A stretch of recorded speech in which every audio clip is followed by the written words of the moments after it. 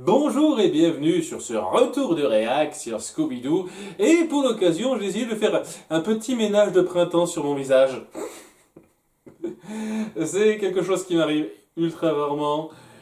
Et c'est pas vraiment quelque chose que j'ai plus envie de faire que ça. Mais dans un sens, je me suis dit, tiens, sorte de renouveau, j'ai fait ma 200e récemment, je vais m'attaquer à une série de vidéos un peu spéciale, je vais peut-être faire un look un peu particulier pour ça. Je vais essayer de garder ce petit look durant les 3 prochaines vidéos Disneyfield et je reviendrai à mon look habituel, parce que je préfère largement avoir la barbiche et la moustache. Le style d'Artagnan, c'est plus mon truc. D'autant plus que j'ai toujours un petit souci avec ce look-là, c'est que oui, ça me donne l'air plus jeune, mais ça me donne aussi l'air un peu plus con, je trouve.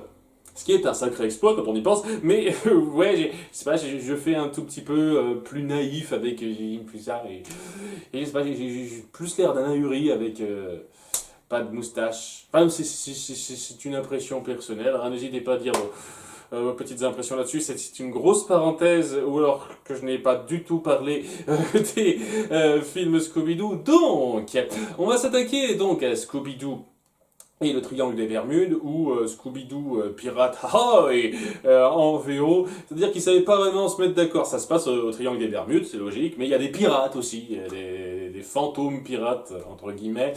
Et donc, voilà, ils savent pas se décider. Hein. En VO, c'est les pirates. En VF, on met en avant le triangle des Bermudes. Ce qui est un petit peu drôle.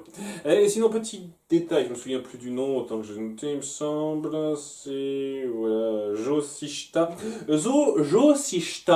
est le réalisateur du film précédent que j'ai traité, c'est-à-dire Scooby-Doo au pays des pharaons. Et on m'a rapporté que ces deux suivants films Scooby-Doo étaient encore moins bien en commentaire. Ce qui est très prometteur, ça promet par la suite. Mais c'est pas tout de suite qu'on va s'y atteler, puisque ce sera après. Hein. Pour l'instant, on va s'attarder sur un film qui a été réalisé par quelqu'un d'autre, mais les deux suivants, donc ils risquent d'être encore moins bons que Scooby-Doo au pays des pharaons, sont à la suite. C'est un petit peu la pause, hein, le petit break que je me fais entre le Scooby-Doo pas bien. Parce que bon, c'est du Scooby-Doo basique qui passe, mais qui n'est pas non plus grand chose d'ultra notable à dire là-dessus. Si ce n'est que bon, bah, on va se centrer sur une croisière, ça va vraiment être en pleine mer, donc on va essayer de rester sur ce cadre-là la grande majorité du temps. Et ça aurait été bien d'y rester vraiment jusqu'au bout, mais c'est un détail dont je parlerai dans un certain temps. En tout cas, ça commence sur un astrocartographe qui s'appelle Rupert, qui a une petite expédition dans son bateau pour faire la carte des océans. Enfin, la carte du ciel, exactement. Mais pour ça, il a besoin d'aller sur les océans et, comme par hasard, il passe par le triangle des Bermudes. Et c'est un peu bizarre, je vous cache pas, quand on s'y penche plus tard, je vais essayer de garder ça en tête. C'est toujours pareil, tu dois garder les petits détails en tête et pour essayer d'y revenir plus tard. Parce que, voilà, il se fait attaquer et ça donne l'impression qu'il a été attaqué par hasard. C'est un peu ce qu'il revendique, hein. Nous sommes des pirates fantômes, nous attaquons tous ceux qui s'insurgent sur le triangle des Bermudes sacré, tout ça. Ah, bien entendu, hein, c'est pour de faux, c'est une façade, mais voilà, il y a ce galion, ce vaisseau pirate fantôme, hein, très classique dans l'idée, qui attaque le bateau du pauvre gars, et tout se fait détruire, tous les gens sur place se font kidnapper, sauf lui, parce qu'il l'a un peu vu venir de par sa fenêtre, dans un moment que je trouve tout con, mais genre, il voit le canon des pirates qui est porté sur lui, il se dit « Ah, je ferme les rideaux !» Non, non, ça m'attendra pas comme ça. Il croit quoi, le gars? C'est le petit détail, c'est le petit réflexe que si ça se trouve, moi-même j'aurais à sa place, donc je vais pas non plus lui jeter la pierre, mais ça fait rire sur le coup. Mais bon, tout le monde se fait kidnapper, le bateau est détruit, il est laissé derrière parce qu'on l'a pas remarqué. Et l'intro se termine sur lui qui est en pleine dérive après cette attaque, puisque son bateau coule, hein, ils l'ont vraiment totalement défoncé avec leur canot, hein, ils vont jusqu'au bout, hein, un bateau pirate quoi. Et ouais, c'est assez fort, hein, il y a un petit suspense plutôt pas mal hein, dans la mise en scène, une intro assez accrocheuse, je ne le cache pas, Et après coup, on va se centrer sur notre Scooby Gang. Hein, on se recentrera sur Rupert plus tard. Et voilà, le Scooby Gang est content. Il fête l'anniversaire de Fred, qui a lieu durant une période un petit peu indéterminée. Est-ce que c'est aujourd'hui? Est-ce que c'est dans 2 jours? Est-ce que c'est juste, on fête l'événement sur une certaine période? Puisque ça se passe pas seulement sur une journée. Et donc, notre Scooby Gang rejoint les parents de Fred, qui l'ont invité, lui et ses amis, à une croisière qui s'avéra être un peu spéciale par la suite. Et on voit que ce sont un petit peu des énergumènes sympathiques, mais qui sont un peu gras dans leur approche. C'est-à-dire, on adore prendre des photos de certains trucs, on aime bien un petit peu être tactile avec les gens, tout ça, tout ça. Ce sont des gens qui n'ont pas vraiment de restrictions, quoi. Ils savent pas grandement se restreindre dans leur façon de parler aux gens, mais ils sont là plutôt sympas. J'ai pas souvenir qu'on les ait grandement appuyés avant. Je veux dire, bien entendu, ils ont été appuyés dans d'autres trucs, dans Mystère Associé plus tard. Hein. C'est pas tout de suite que Mystère Associé se fera, mais dans pas longtemps, au passage. Mais ouais, je crois que c'est la première fois qu'on met un petit peu en avant de façon détaillée les parents de Fred dans ces films. J'ai pas souvenir qu'on l'ait appuyé un tant soit peu avant, donc c'est pas mal comme façon de montrer qu'on voilà, il a eu des parents un petit peu envahissants sur les bords, mais sympatoches, et on va se centrer pas mal sur eux, quoi. Hein. Ils joueront un rôle un petit peu notable dans l'histoire. Le père de Fred sera une victime et aidera un petit peu le groupe dans la résolution finale, donc on les met un petit peu en avant, alors qu'ils se rendent donc sur ce bateau de croisière, luxe, tout ça, voilà, un fils de Bourges évidemment, et on découvre un petit peu ce coin-là avec la steward, je ne sais plus comment on dit ça, c'est la chargée de présenter les choses à notre groupe. Il s'appelle Sunny, hein, et le capitaine, il s'appelle Crawford, un truc comme ça. Son nom m'échappe totalement en fait, quoi. Un truc de genre là. C'est-à-dire le capitaine et Sunny qui sont du genre très vif et à vouloir pimenter l'ambiance parce que c'est ce genre de croisière. Celle qui vous laisse pas faire votre vie dans votre coin, il faut toujours qu'on vous force des trucs, des activités. Hein, c'est ce genre de trucs. J'ai toujours détesté ça. Hein, sincèrement, vous pouvez pas me laisser dans mon coin faire ce que je fais. Non, non, on va vous forcer des trucs à la gueule. Tandis qu'on met en place déjà quelques petits trucs mystérieux. Hein, pour l'instant, ils sont pas au stade, ouais, on va régler les mystères, il y a quelque chose de grave qui se passe, rien, mais il y a des petits trucs un petit peu bizarres pour moi.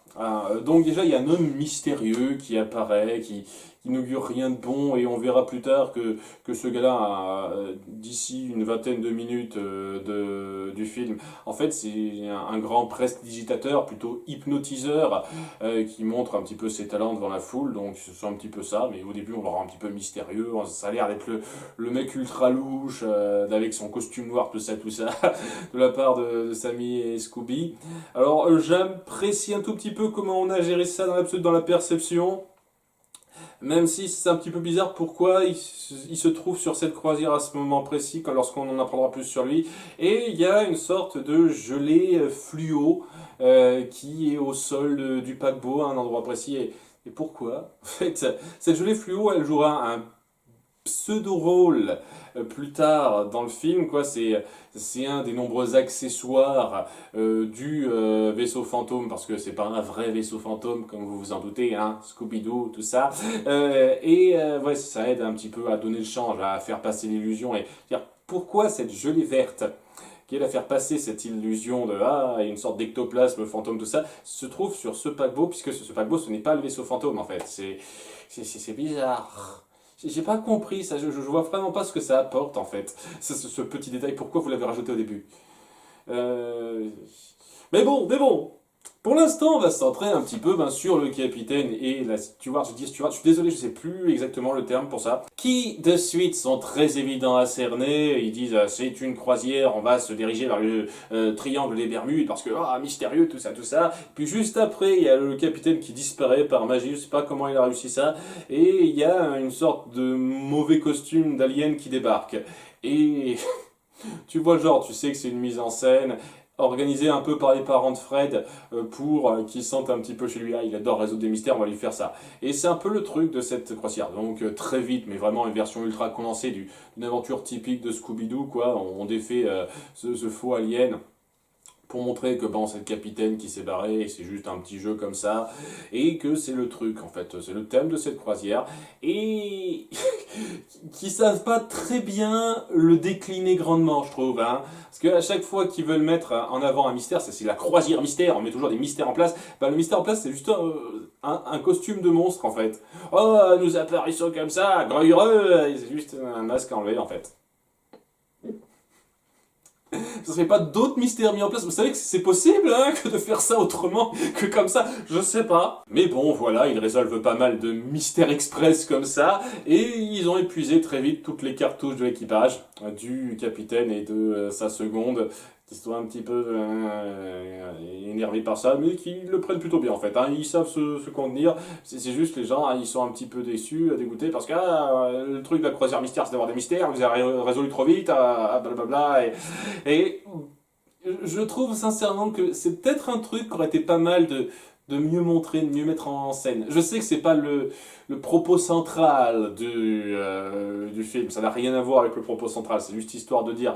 Mais étant donné que vous voulez un petit peu mettre en place ce côté, nos héros croient maintenant que tout ce qu'on leur proposera comme mystère, ce sera un jeu, et que ça jouera un tout petit peu un rôle par la suite, ça aurait été pas mal de rendre ça un peu plus divers en fait. Rendre les mystères un peu plus divers et de donner un peu plus de corps à ça. Mais bon, tel quel, ça passe, hein. Cette intro, elle passe bien, et c'est là que ça va enfin en venir à l'intrigue principale, puisque, eh ben, il y a Rupert, qui a été en plein naufrage durant un certain temps, j'imagine pas trop longtemps, sinon il serait un petit peu mort de faim, mais voilà, on sent qu'il était en naufrage pendant un certain temps, et tout le monde vient l'aider, vient le secourir, il dit qu'il a été attaqué par des pirates fantômes au triangle des Bermudes, tout ça, et il y a un autre groupe qui se dit, ah, encore un de vos mystères, ok, tout le monde en a marre de nous, on va pas trop s'y pencher pour l'instant.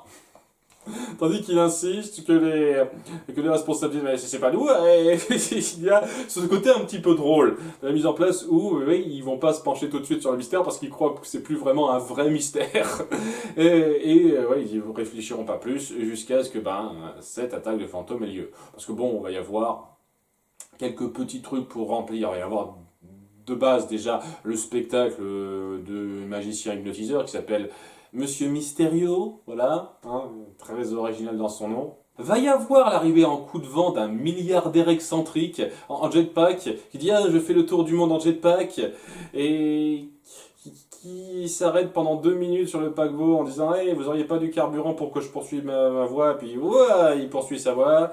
Et ok, il s'appelle Biff Wellington, ça me semble, et de suite, j'ai tout de suite pensé, j'ai tout de suite songé que ça devait être lui le coupable. Déjà parce qu'il s'appelle Biff, avec un prénom comme ça, je suis désolé, je peux pas vous faire confiance, hein, vous appelez Biff, un prénom de connard, hein, depuis Retour vers le futur. Je suis désolé pour tous les gens sympas qui s'appellent Biff. Et surtout, il apparaît 2 minutes histoire de dire, c'est pas particulièrement drôle, c'est pas un gag ultra poussé, pour repartir après, sans doute que ça doit avoir une importance par la suite. Et ouais, c'est un peu prévisible ça. Et il y a ça qui a lieu, et puis bon, durant donc le numéro de magie, enfin d'hypnotisme de Mysterio, il y a une soirée déguisée. Histoire de faire un petit peu du fétiche autour de Daphné et Vera, parce que je suis sûr que pas mal de gens ont fantasmé sur cette tenue-là avec elle.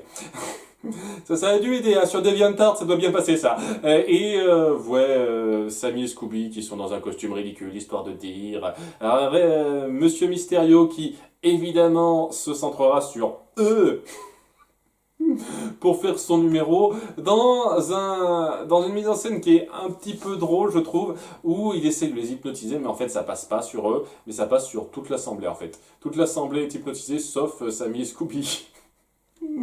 C'est un petit peu drôle et ça montre un peu ses pouvoirs et le rôle que ça jouera par la suite. Et quelques petits questionnements une fois de plus, mais on en parlera plus tard de ça. Le truc qui survient après tout ça, c'est le fait que les fantômes pirates attaquent et qu'on va enfin croire Rupert. Parce que dire, mais je vous assure, ça s'est vraiment passé. Oui, c'est ça, mon vieux, c'était pas grave. On sait que vous jouez un rôle, mais vous le faites très bien, très bonne comédie. Là maintenant, les fantômes pirates attaquent et ça devient grave. Et c'est là qu'on a déjà d'une part la chanson habituelle, syndicale, j'ai envie de dire, de ces films-là, qui est assez oubliable, je trouve. Winds will blow, seas will swell and overflow, so fare thee well. Et le rythme de l'action cartoon qui est très lisse en ce qui me concerne. Ce n'est pas vraiment percutant dans la façon de montrer les différents enchaînements d'action et je trouve que ça manque de travail de mise en scène là-dessus. Je trouve qu'il y aurait clairement eu moyen de faire quelque chose qui est du peps dans les fuites, l'action qui va avec et dans lequel c'est assez plat, ça s'oublie vite en fait. Et c'est un peu dommage. Je veux dire, ça n'a jamais été la partie que j'adorais le plus, l'action cartoon dans les films animés Scooby, mais c'est une composante assez notable et importante. Et quand c'est lisse comme ça, il y a un petit manque. Hein. C'est pas pour dire que c'est affreux, ça se suit, mais ça s'oublie presque immédiatement après. Hein. Enfin bref, c'est l'attaque générale, panique, cohue partout, tout ça. Et il y a les parents de Fred qui se font kidnapper par quelques pirates. Dirigés par leur chef, donc, qui a un design ultra typique, qui s'appelle Longue Barbe. C'est pas Barbe Noire, c'est le je suis Longue Barbe. Elle n'est pas si longue que ça, ta barbe. Hein. J'ai vu largement plus long que ça, mais... Bref, il attaque, il kidnappe les parents de Fred qui n'arrivent pas à les sauver. Et il se dit, ah, maintenant c'est personnel, allons les sauver.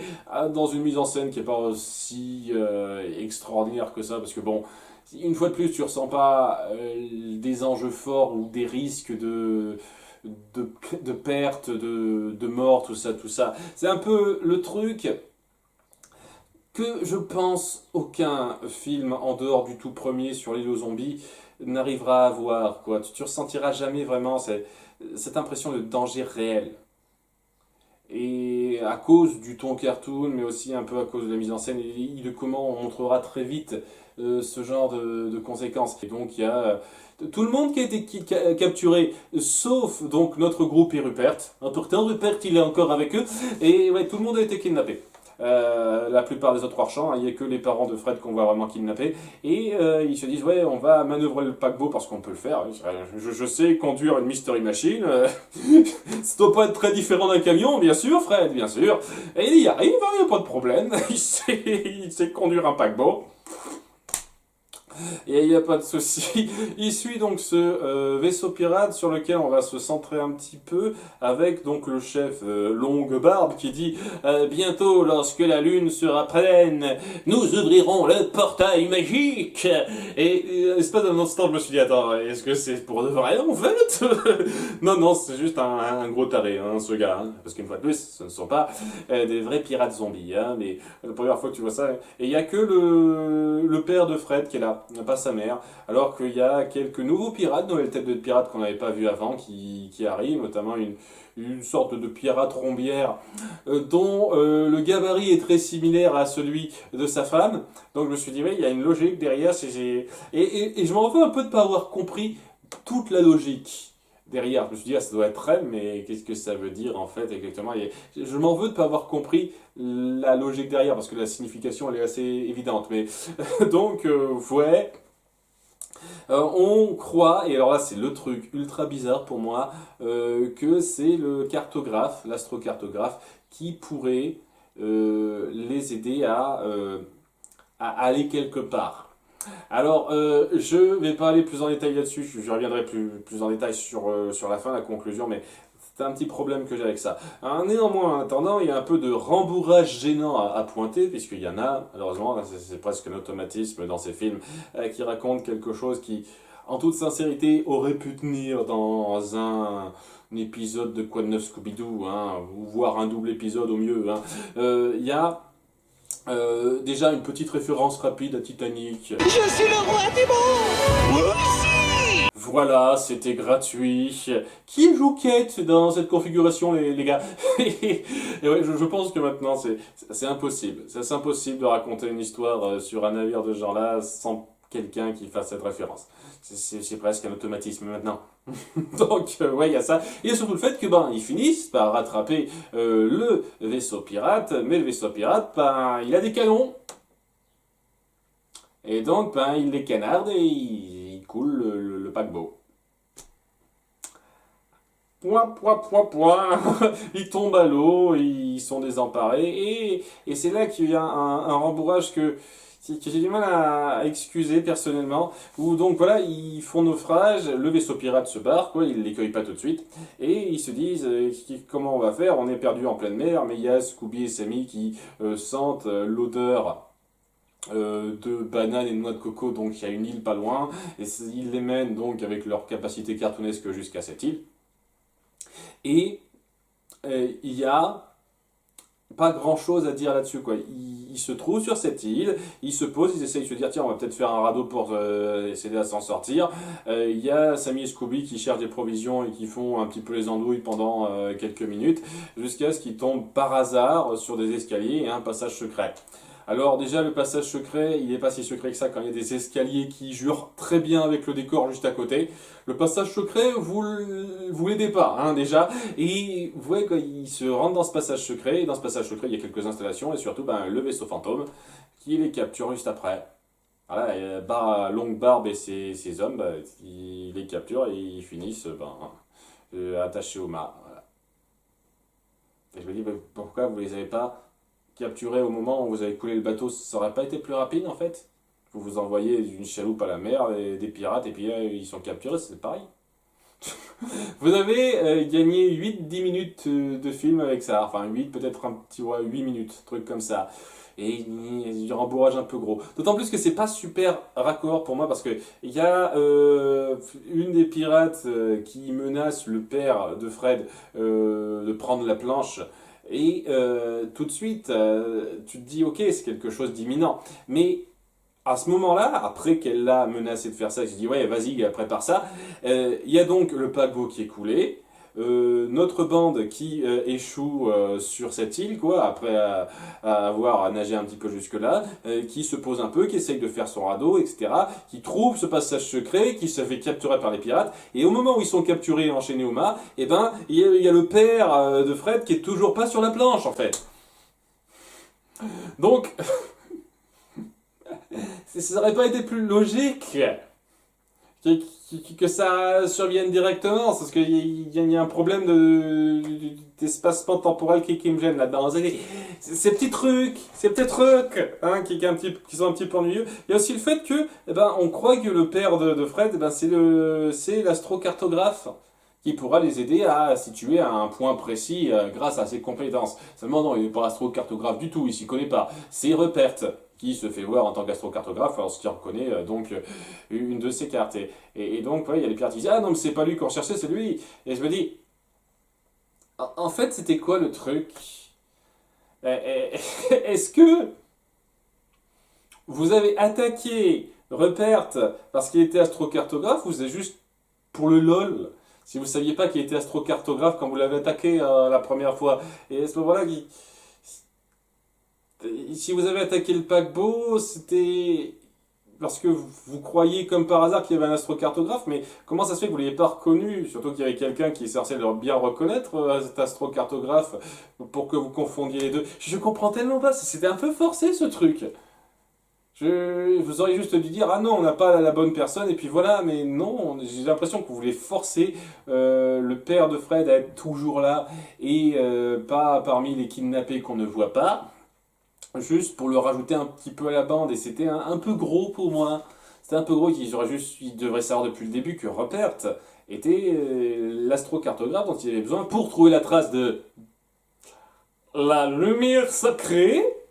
Une lumière magique ultra puissante qui octroierait le pouvoir de voyager dans le temps. C'est carrément comme ça. Alors Rupert se dit, vous êtes complètement taré, ça ne marche pas comme ça. Et donc la lumière sacrée, ça correspond à une comète qui peut retracer, grâce à ses compétences en astrocartographie. Et oui, c'est une détail sur lequel on se penchera dans un certain temps, quoi, pour savoir où elle a pu tomber, cette petite comète. Et donc, ils les amènent là-bas. Ils sont contents, ils ont le bon truc. Et pendant ce temps-là, il y a notre bande qui parvient à s'échapper parce qu'il n'y a personne pour les surveiller. Genre, tous les pirates, ils ont les yeux rivés sur Rupert et personne pour se dire, tiens, est-ce qu'on pourrait pas jeter un œil sur... Non, non, non. Oh, c'est pas important, c'est pas important. Ouais, ils parviennent à se barrer, à visiter un petit peu le coin, ils trouvent pas les prisonniers, c'était étrange, et dans les cas, ils voient que bon, bah, c'est pas si vétuste que ça, quoi. Il y a des trucs un petit peu plus récents. Et donc, ouais, ils finissent par comprendre en voyant quelques petits matériels que ils ont fait des hologrammes, cette espèce de joli fluo là qu'on a vu, ben c'était des pots de peinture particulières pour donner cet effet fantasmagorique, tout ça, tout ça. Une fois de plus, je comprends pas pourquoi il s'est renversé sur le paquebot ou donc c'était pas le centre d'opération des pirates, mais bon, c'est toujours un petit peu bizarre pour moi.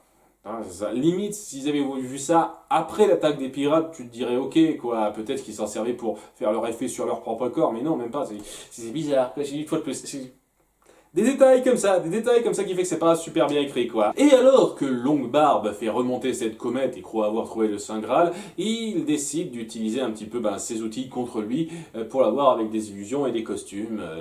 Ils sont trouvés sur place, par exemple, ils ont trouvé des costumes d'aliens spationautes.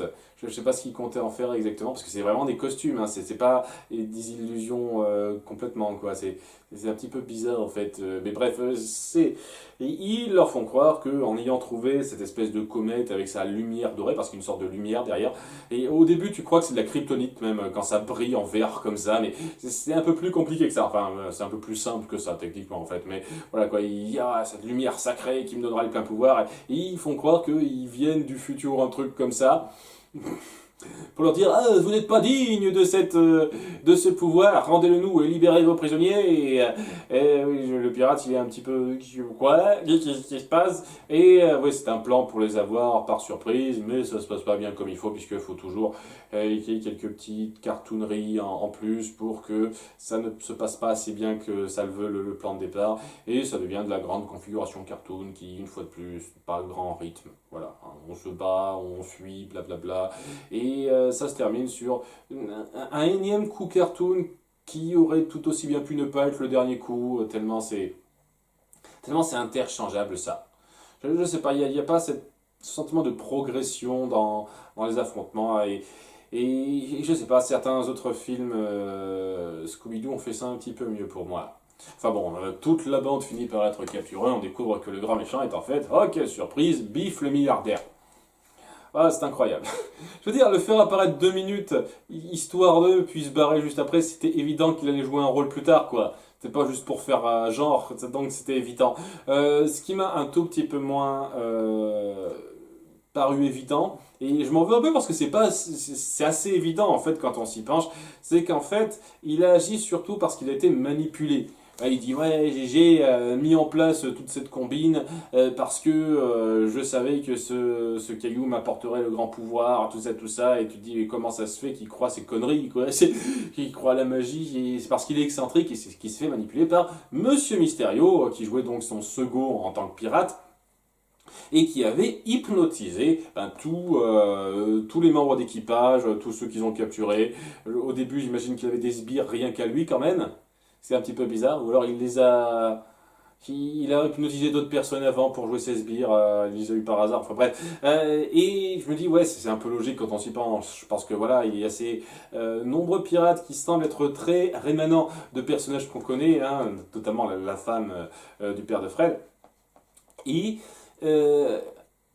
c'est un peu logique que ce soit lui derrière. C'est juste que je pense que vous m'avez eu avec votre côté. Regardez, il est tellement louche au départ que ça peut pas être lui tellement il est louche, mais en fait c'est cette espèce de prise à revers du concept. Dire ouais, le mec tellement louche qui ne peut pas être coupable est en fait coupable. Je me fais avoir par ces trucs-là maintenant. J'ai tellement cette mentalité de dire ouais, ce qui était évident au premier abord ne peut pas être vrai, alors que on peut vous avoir avec ça. Donc je me suis fait avoir, mais c'est évident. Hein. C'est évident que c'était possiblement lui, surtout quand on a montré ses pouvoirs d'hypnotisme. Et le fait que certains membres de l'équipage pirate étaient réminiscents des des membres kidnappés. Donc ouais, tout est un petit peu réglé. Il a manipulé en fait le méchant milliardaire en jouant sur son excentricité pour pouvoir avoir la main sur ce météore qui en fait ne contient pas de la magie de voyage dans le temps ou quoi que ce soit, mais juste de l'or en fait. C'est une espèce de grosse météorite qui contient une espèce de quantité d'or immense. Comment il sait ça? Je ne sais pas. Comment il comptait le piquer, j'imagine, en hypnotisant le gars, très certainement. D'ailleurs, pourquoi il s'est pas contenté de l'hypnotiser pour qu'il fasse ce qu'il dit plutôt que de lui faire croire cette légende, mais bon, c'est un détail ça. J'imagine qu'il ne pouvait pas se laisser avoir comme ça. Et, et surtout, le problème que j'ai, c'est vraiment avec. Comment ça se fait que vous soyez organisé comme ça en fait? Quel intérêt vous aviez de base à attaquer ce paquebot? Parce qu'ils sont présents sur le paquebot, en tout cas Mysterio est présent sur le paquebot depuis le début, c'est-à-dire avant que Rupert ne soit repêché par le paquebot. Et il s'est dit, ah tiens, il va forcément être repêché par le paquebot parce que, je sais pas, là j'ai vu le scénario à l'avance et donc ça permettait à Biff de préparer son plan pour les attaquer, tout ça. Je sais pas, hein, c'est... La logistique et la réflexion des méchants est un peu étrange, hein, c'est un peu forcé sur les bords. Et je pense que c'est ça qui rabaisse un petit peu le topo, parce que de base, ça va, c'est une aventure qui se suit sans trop de problèmes de Scooby-Doo. Je trouve juste que vous auriez pu un tout petit peu mieux gérer la logistique, la logique des actions de vos méchants. Ça plombe un peu le tout, qui est pas mal en soi, mais... Qui aurait mérité d'avoir une meilleure illustration, une meilleure réflexion derrière, ce qui donne bon, un film qui se regarde sans plus. Ah, bon, je parle rapidement de la fin, parce que bon, tout est réglé, les méchants sont kidnappés, apparemment il n'y avait que ces deux-là qui étaient méchants, hein, tous les autres étaient hypnotisés, et on poursuit la croisière, tranquillou, avec une petite référence un petit peu cool. Que penserais-tu De quelques jours de ski dans l'Himalaya. Avec notre chance, on risque de tomber nez à nez avec le Yeti. Alors, non merci. Ah, c'est l'aventure qu'on aura la prochaine fois. Voilà, c'est un peu drôle ça. Et ouais, ça se regarde, ça passe. Ouais, je dirais 10,5 sur 1. C'est un film qui a malheureusement un peu trop de grossièreté sur la logique des méchants. Mais globalement, en dehors de ça, c'est pas affreux. Les personnages sont bien faits, sont bien rendus. Ça passe, quoi. Ça passe. Et j'ai le sentiment que ça sera déjà pas mal de regarder un truc comme ça par rapport à la suite, si c'est au même niveau que Scooby-Doo au Pays des Pharaons. Mais bon, ça, nous verrons pour la prochaine fois. À bientôt pour le prochain film. Bye.